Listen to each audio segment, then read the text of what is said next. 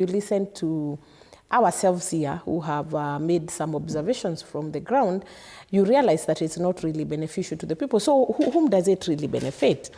And it is actually time to reevaluate. It is actually time to look into it afresh. And if it is not working, just scrap it off. The country does not need it. Because you see, this is money that is being allocated from our national cake, or money that is, and this is money can even go a long way into helping us and sustaining our education system that is almost collapsing. The other day, the CS said that we don't have money for school, or he's going to cut the budget that is actually meant for capitation. So in a country where we are not meeting so many of our needs, including education, health, and so many other needs, then why do we need this hustler fund that is consuming a lot of our billions, and really we cannot see the benefits when you look at the people who are borrowing that money on the ground?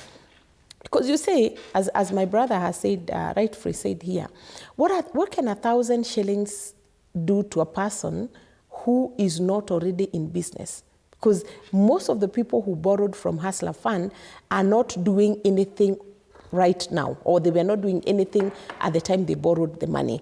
If you give 1,000 shillings to a mboga who has a kiosk that is already operational, that is different.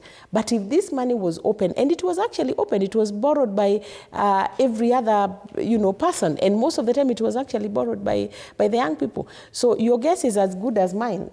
We can tell that part of this money largely went into entertainment. All right. And it's the same problem we're seeing. If I was to interject, we are talking about billions having been borrowed. Are we sure that these billions were borrowed by hustlers? That's the biggest question we should be asking.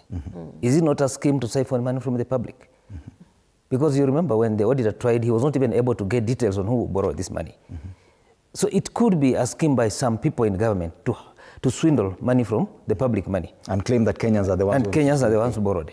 Yeah, because if you look at the kind of money and the information that is coming out, it's scanty. Like the auditor, when he was trying to audit, he was not able to get the people who borrowed those billions. So to me, it could be a scheme by some of those guys who are very close to the government to siphon money from the public. And actually, we have a tendency and a culture of, when you're in government, you have to